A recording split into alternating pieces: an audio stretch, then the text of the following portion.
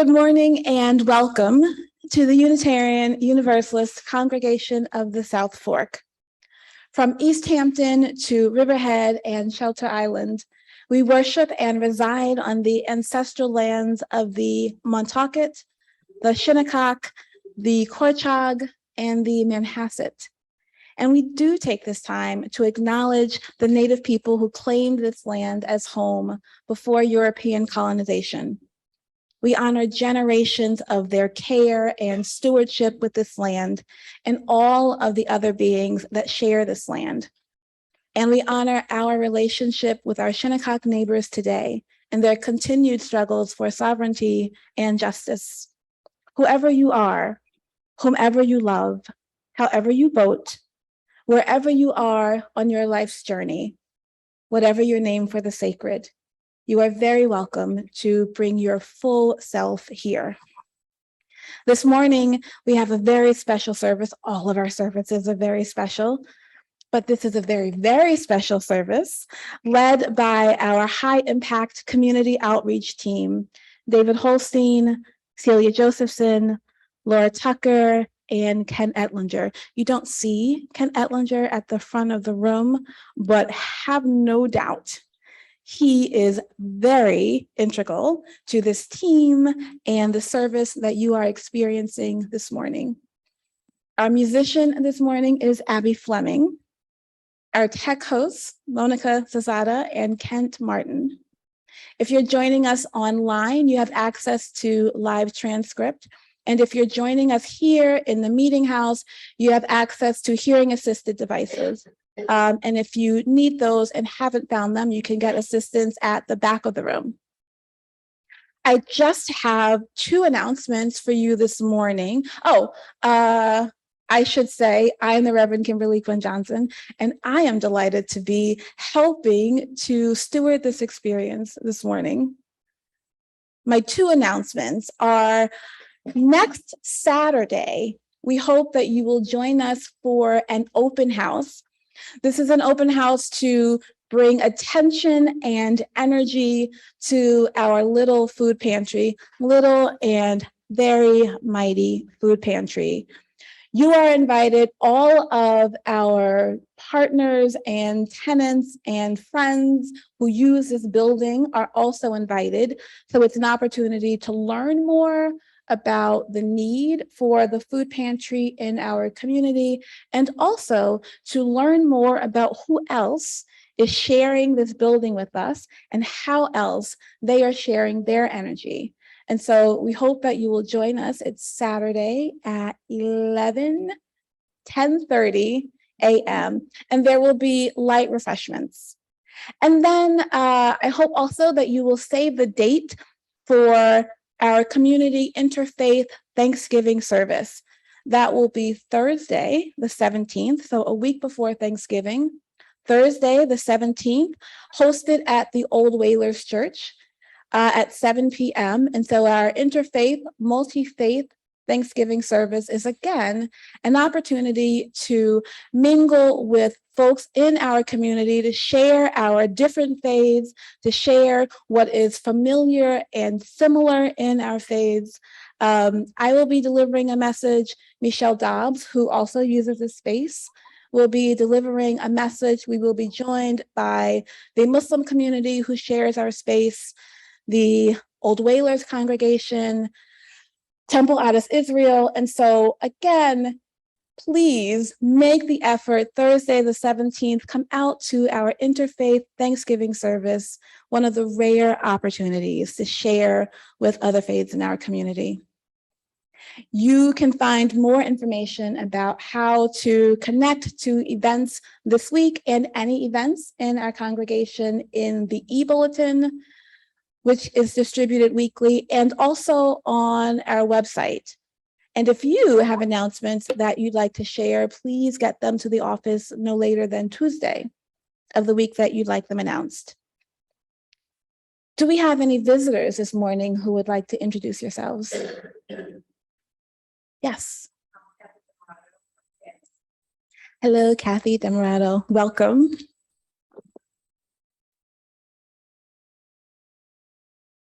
If you're joining us visiting in person or visiting online, we invite you to sign our guest book in the fellowship hall or our guest book online, and someone from our Caring Connection team will be in touch with you.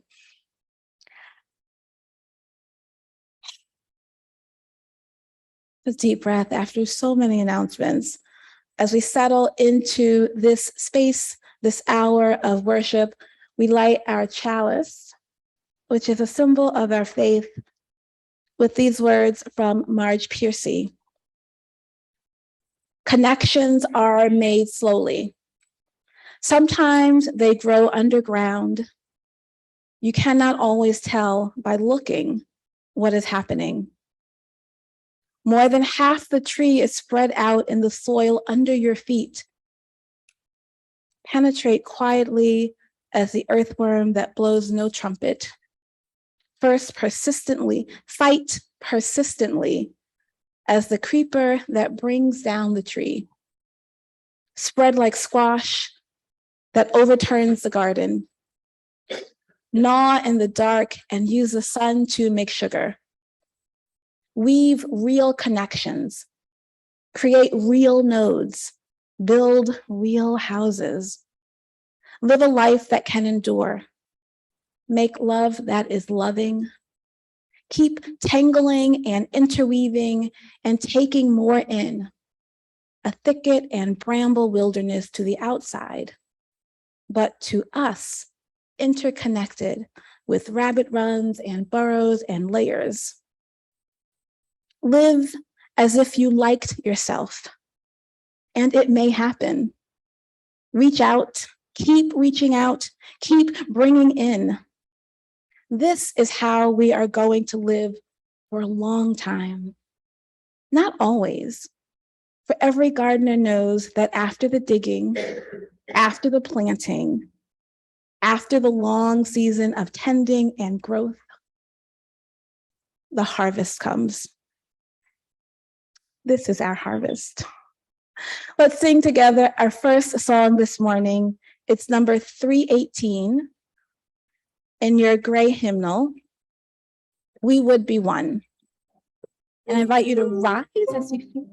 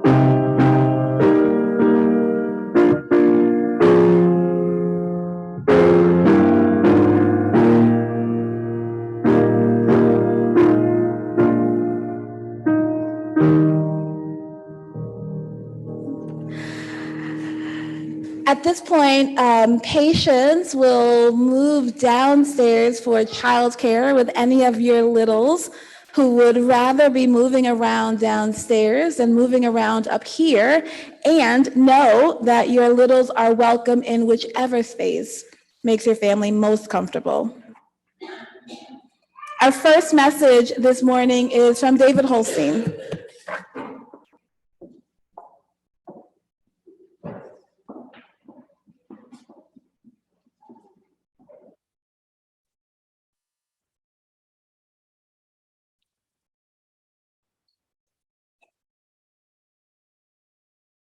It's a pleasure celebrating our high impact community outreach HICO program today. It's a pleasure because HICO is hands down the best thing I do in retirement. I get a new vantage point to see and understand the community we live in. It reflects the best of Unitarian Universalist values and lets them come alive. And I learned so much from our proposal assessment committee's discussion, and that's a mouthful there. So our PAC, as the proposal assessment committee is known, spends countless hours agonizing over applications and striving to reach a consensus on the most worthwhile programs to fund. Hats off to our PAC members, Laura Tucker, Celia Josephson, Ken Ettlinger, plus the past members, Jean Honig and Katie Hammond, who have all shaped this program and done a marvelous job. But let's take a step back. HICO became possible when a longtime member, Paul Berman, made a sizable bequest to this congregation. The extent of his generosity was overwhelming, as he was a relatively modest individual. Paul was passionate in his efforts. He led this congregation to pay off the mortgage on this building. He just detested paying interest to the banks. Tip Rowland had the vision and was the driving force behind us making a substantial commitment beyond these walls. HICO was born via congregational vote in November 2019 with an initial funding of $100,000. It was a leap of faith, as we had little idea of how we would manage this new outreach program, or for that matter, how it would be received in the community. HICO's success and our commitment was solidified in January this year when we allocated another $100,000 to the program, ensuring existence for the 3 years ahead. I'm happy to report that Tip's vision and the board's trust in the PAC were well placed. We developed a rigorous application process, a determined focus in our discussions, and a real consensus approach to decision making. Perhaps a glimpse into the PAC's innermost workings might be helpful. First, nearly every request has been amazing. There has been no request that we could say, no, we're not going to do that. And as you might expect, the PAC has a soft spot for grassroots nonprofits. It is very rewarding when our modest grants make a big difference in that organization. We have a clear and advertised focus every year. This focus identifies the specific needs as well as the populations we want to impact this year. This changing focus has enhanced diversity in our grant making and lends structure to our conversations. PAC members do lots of independent research. You can talk to Ken all about Narcan distribution on Long Island. He has become an expert just based on an application. The PAC tries to look forward and be even-handed. We do not want to burden our grantees. We trust them to be the experts and use our grants wisely. We tried to ignore the professionalism or the lack thereof in the applications, recognizing the difference in the group's resources and abilities. The diversity of our group at PAC is very invigorating. We come from very different backgrounds and have different interests. It is a little wild that my least favorite application can be Laura's best. And lastly, there is a little bit of a conflicting feelings.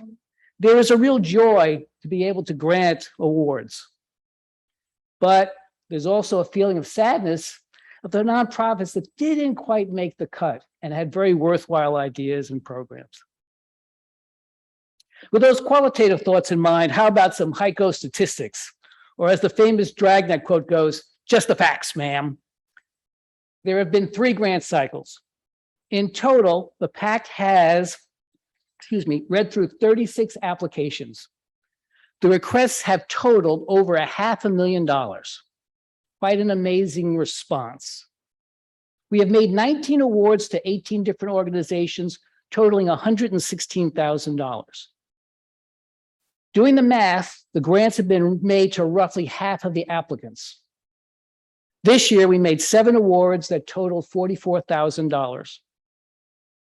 Our individual grants range from $5,000, which is the minimum, to $8,100. In broad terms, the grants were pretty evenly split.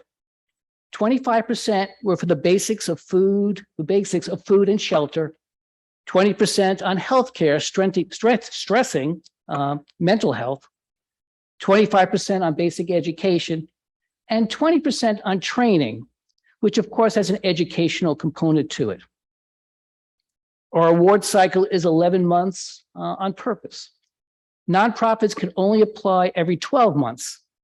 This is intentional, as HICO does not want to be seen as a long-term funder at this time in its evolution.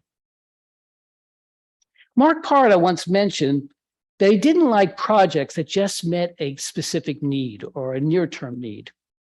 He was more interested in funding organizations working to change the system so that actual need would diminish over time. And I think HICO has found a balance on this. There are projects that meet current needs, such as food and shelter, or the lack thereof.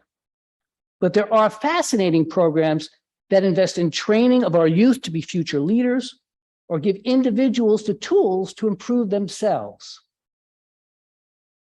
HICO is key to our congregation's outreach to the community and our social justice efforts. Saul Marie Jones of the Long Island Community Foundation, which is a huge supporter of ours, feels that our approach is a model for other houses of worship to organize and target their generosity. It's not a coincidence that after 3 years, HICO has become a known entity. It is an important program which makes a huge difference on the East End.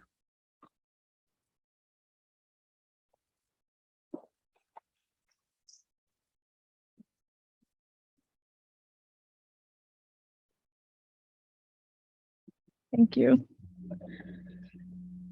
This is a time in our service when we think about how we are supporting this community. We support through our time and our talent, and also our treasure. Your financial contributions help to support the ongoing work of this congregation, including worship, religious exploration, childcare, care to our internal community, and care to our external community.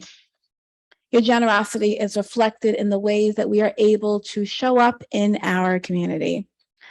So while Abby plays a little for us, the baskets will pass in this room. If you're joining us online, you can also contribute using our PayPal account, and your contributions will be gratefully received.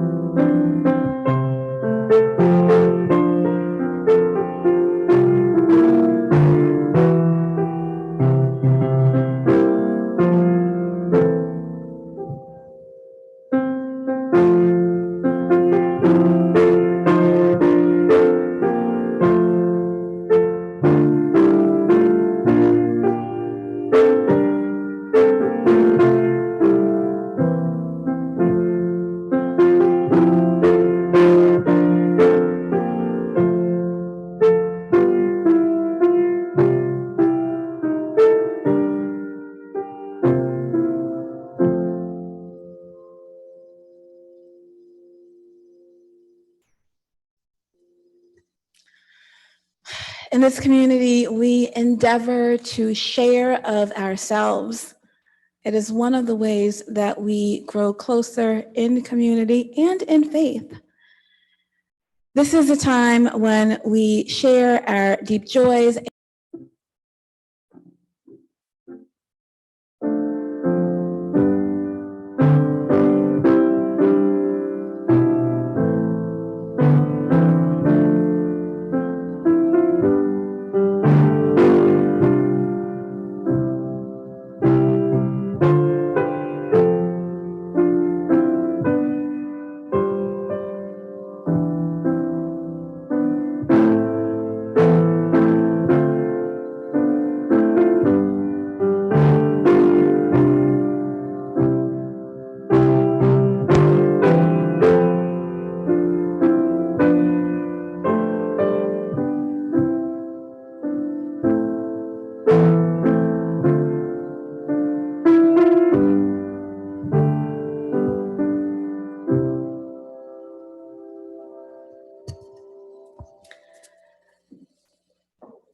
Our reading this morning is from Decolonizing Wealth by Edgar Villanueva. We read this together I think it's actually many months ago now as a congregation. Edgar Villanueva talks about how we use money and philanthropic giving for healing from systems of domination and oppression. He reminds us that philanthropy at its roots is about the love of humanity. Here he talks about the savior dynamic. When I speak to young professionals in philanthropy and finance now, I always tell them, you have to be careful about the Whitney Houston Bobby Brown syndrome.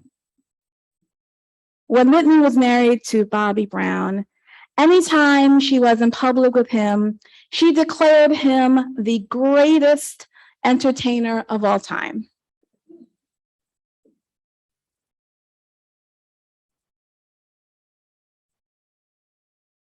This is why I don't read from books generally. She declared him the greatest entertainer of all time with a wave of her hand and a shout. It was like she had to diminish herself and publicly announce that he was a bigger star than she was in order to thrive in that relationship. You can be a leader in the community and outside of the institution, where you can shine bright as a diamond, but you can't steal the spotlight of someone else. You can't steal the spotlight of someone else at your organization who has more power than you, especially if they're occupying one of the few coveted spots for tokens. Because of the power associated with controlling wealth, leaders in institutions of philanthropy and finance are some of the worst perpetrators of the savior dynamic. Despite all of their work, all of their talk of wanting to help reform, even revolutionize the world, saviors won't touch the underlying systems of privilege and power, because that's what grants them their status and position in the world. In the end, saviors don't heal anything. The savior complex often goes hand in hand with white supremacy. Not all saviors are white. Some are people of color and indigenous people who have been infected by the power dynamic of colonization and internalized oppression. Here's the thing about saviors. No matter how much they think the victim may need their help, rescuing someone can only reinforce their victimhood. There's a theory from psychology around this dynamic called the drama triangle. It states that there are 3 roles in abusive or oppressive situations: perpetrator, victim, and savior. Victims hurt, perpetrators inflict the hurt, and saviors relieve or remove the hurt. These three interlocking roles work together to create cycles of hurt, blame, and guilt that continue endlessly unless we awaken to them. The key to escaping the drama triangle. This is what we're about: escaping the drama triangle dynamic is to shift from looking for affirmation and purpose externally, outside oneself from others. Everyone must take full responsibility for her or himself and learn to cultivate purpose and worth internally without needing the other players in the power dynamic. When we have transcended the triangle, we embody the both and of the famous quote from Dr. Martin Luther King Jr. Power without love is reckless and abusive, and love without power is sentimental and anemic. Power at its best. I have said these words from this pulpit before. Power at its best is love implementing the demands of justice. And justice at its best is love correcting everything that stands against love. Let's sing together again from our gray hymnal, Song 121, We'll Build a Land.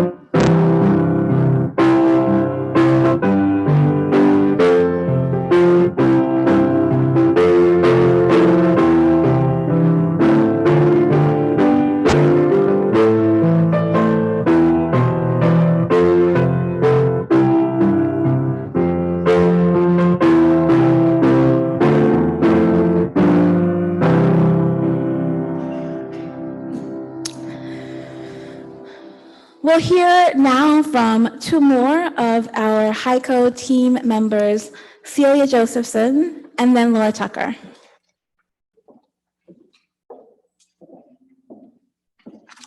Well, I thought I'd share some of my fond memories from living in Mexico with everyone. So here goes. When I arrived in Mexico in 1975, I had no preconceptions. I accompanied my husband, who had received a grant to study the Mexican oil industry. I'd been admitted to law school, but had a free year to work and travel before I began classes. Living in a small apartment near the Plaza de Toros, I had a bird's eye view of the bribes changing hands near the stadium to obtain prized parking places on Sundays when the bullfights were held. I also learned that the neighborhood was populated with casas chicas, or little houses where businessmen kept their mistresses. The high turnover was probably the reason my husband and I were able to find an apartment on short notice. While my husband conducted his research in dusty archives, I found a job teaching English in a local language school. The myth of the lazy Mexican was quickly dispelled as I was asked to teach at 5 a.m., riding a packed subway at 4 a.m. The siesta, which lasted from 2 to 5 p.m., provided the necessary rest and refreshment to allow workers of all social strata to begin their second shifts, which lasted from 5 to 11 p.m. As a needed break from working such long hours, people went out most nights to drink, eat grilled snacks, sing, and dance.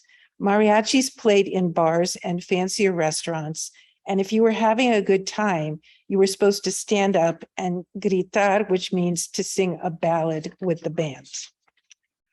Families of all ages went out together. There was none of the American isolation of young from old. If you got to know one member of the family, as I did as a teacher, I was invited to my students' homes to meet the 5-year-olds and 95-year-olds who all lived together. The sense of belonging that family members showed had a profound effect on me and was reflected in the daily life around me. Children didn't fret and cry in public, and there were rarely scenes of parental reprimands.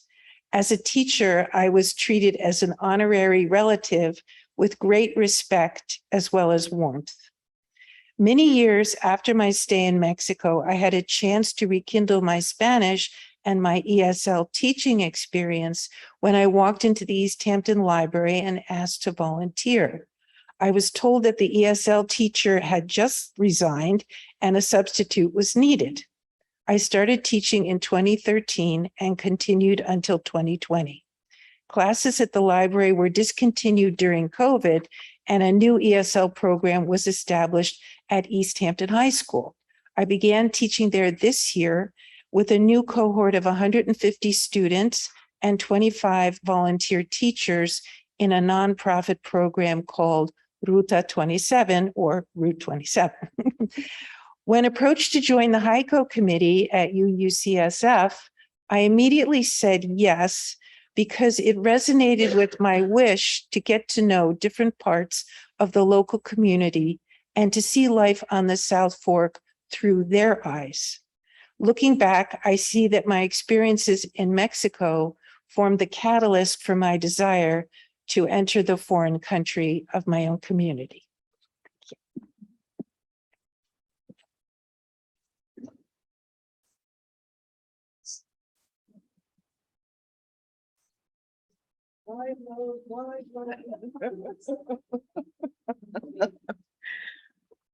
Good morning, family. Can you all hear me?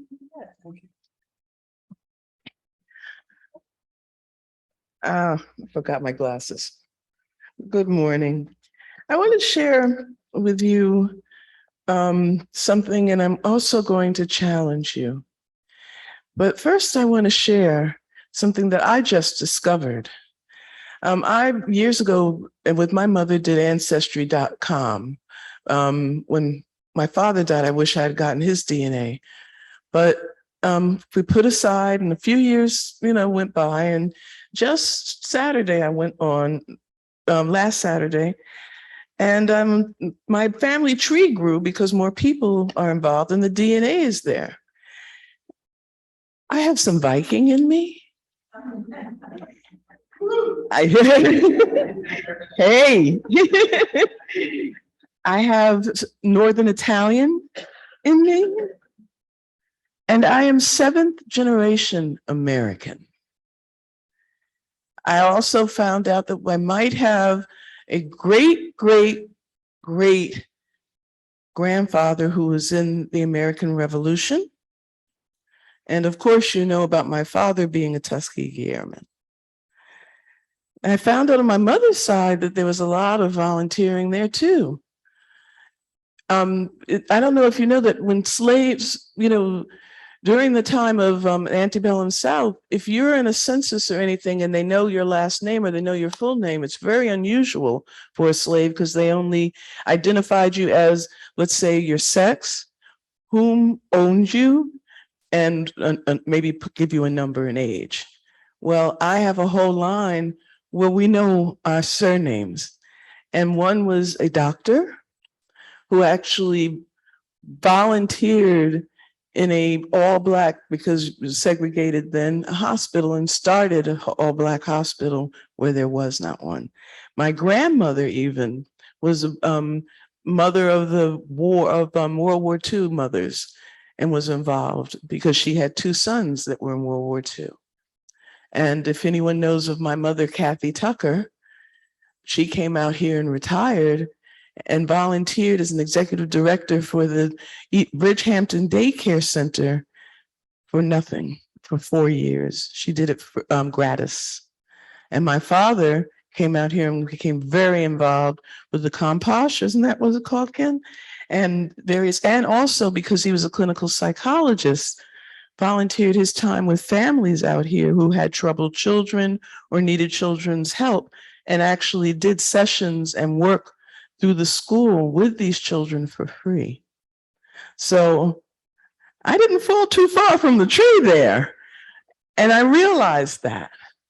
And now in seeing my own DNA, I can see why I am very passionate about being and doing and paying it forward. I date back to the 1700s, to a slave woman from the Haddon plantation. And on my father's side, the same. I wanted to tell you that the history of freely giving and paying it forward is what Paul Berman did in his way. And our steady and sincere efforts to show our ability to be a refuge to the community around us would be wonderful. And not to mention, it would be fruitful for us, because that means some of these empty seats just might be filled with people who see the world the way we do, but didn't even know we existed, and have a way of expressing their spirituality and selves. That's how I found out about UU, because I was Episcopal, Catholic light. And I knew that wasn't really what I truly was. And now I call people, I say I'm a born again Buddhist.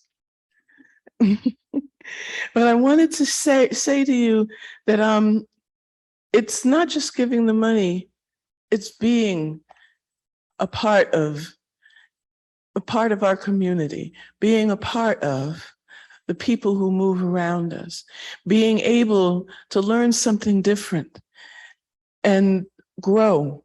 Because just like I'm getting a master's at 62, I'm not going to stop growing. And I'm sure that's one of the covenants of the UU, is our spiritual growth will always continue. So I wanted to share a challenge.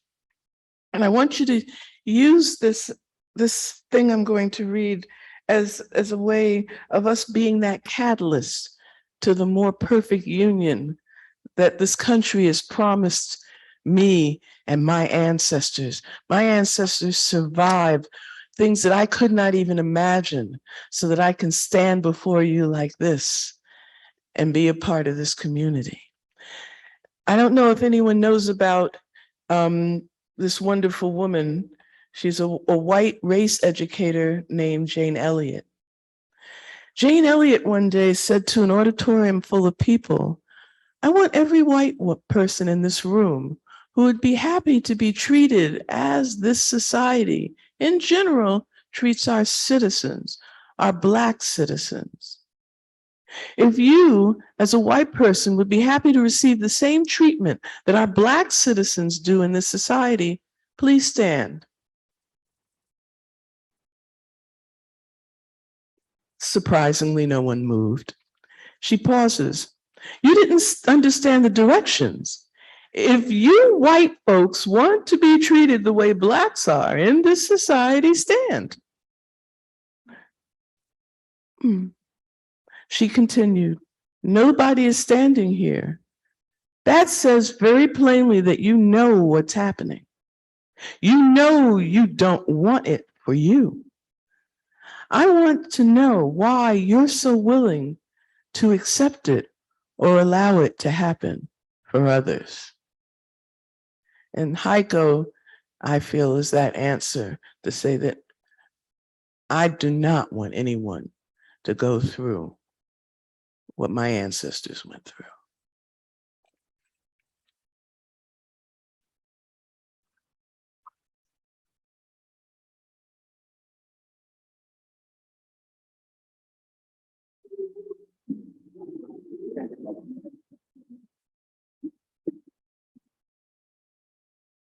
I'm supposed to pull this all together. And so let me try to do that briefly. I was reminded earlier this week that we spend a lot of time here in this congregation talking about and thinking about and planning and working on how we can be better, how we can be different, and sometimes how we're not actually enough yet. That makes sense in a culture that's always talking about goals, relationship goals, family goals, work goals. Goals are a good thing. We spent a whole day last weekend talking about our goals.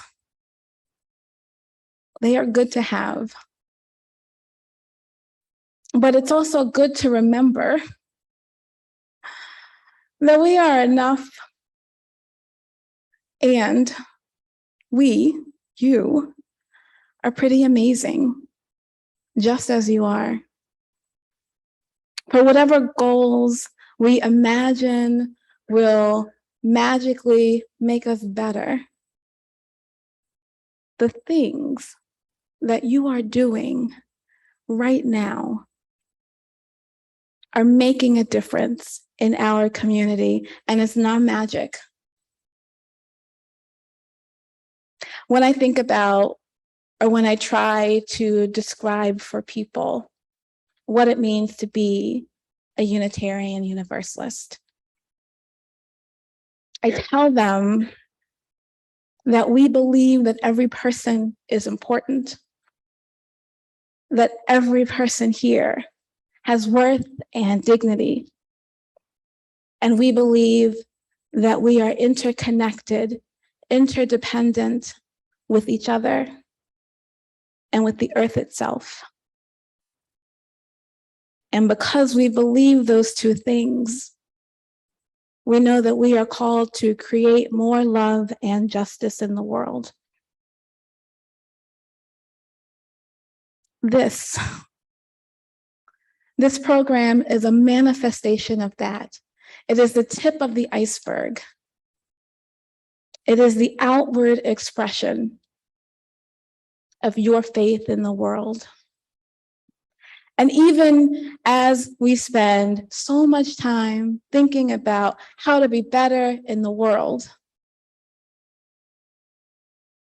I want you to remember, so that you can amplify, the ways that your faith is already making a high impact in this community and the way we are supporting people and organizations who are making an even higher, greater impact in our community.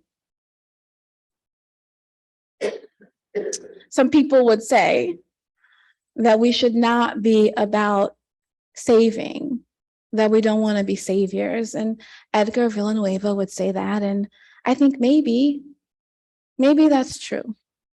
We don't want to be saviors. We don't have a white horse. We don't have some magic that's going to come in and make everything better or make everybody dependent on us to make things better. But to the extent that we are a part of healing our world,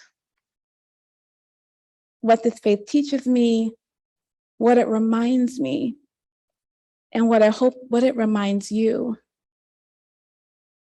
is that we heal ourselves and we heal our community when we do this work of partnership, when we do this work of recognizing those connections that Marge Piercy tells us are made slowly, when we recognize the way that Laura describes we are family by blood or choice or love, which is hard.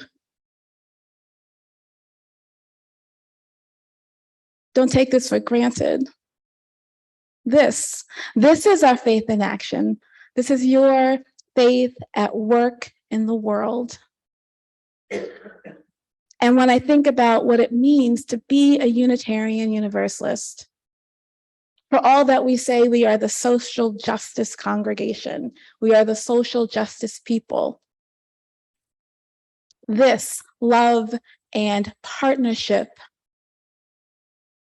and willingness to make slow and real connections, this is the underwater iceberg of our faith. May you hold that close and spread that in this community. We have one more song to sing together, this time in your teal hymnal. It is number 1028, The Fire of Commitment.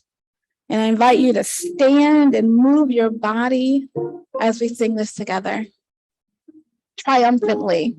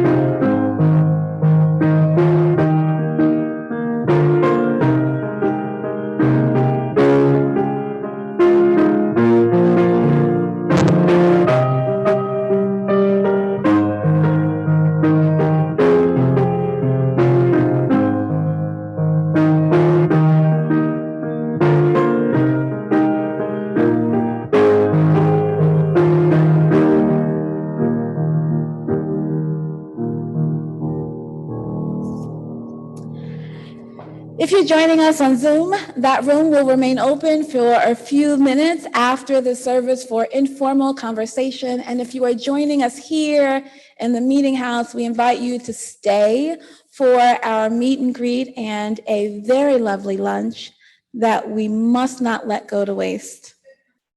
If you are joining us for the first time or the 50th time, if you find yourself in agreement with our mission and our vision, if your heart is moved to be in community with these people, we hope you will find a home here. Our closing words are from Theodore Parker. Be ours a religion which, like sunshine, goes everywhere. Its temple, all space. Its shrine, the good heart. Its creed, all truth.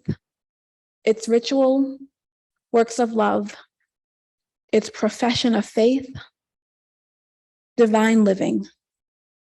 We extinguish our chalice with the unison words printed in your order of service. We extinguish this flame.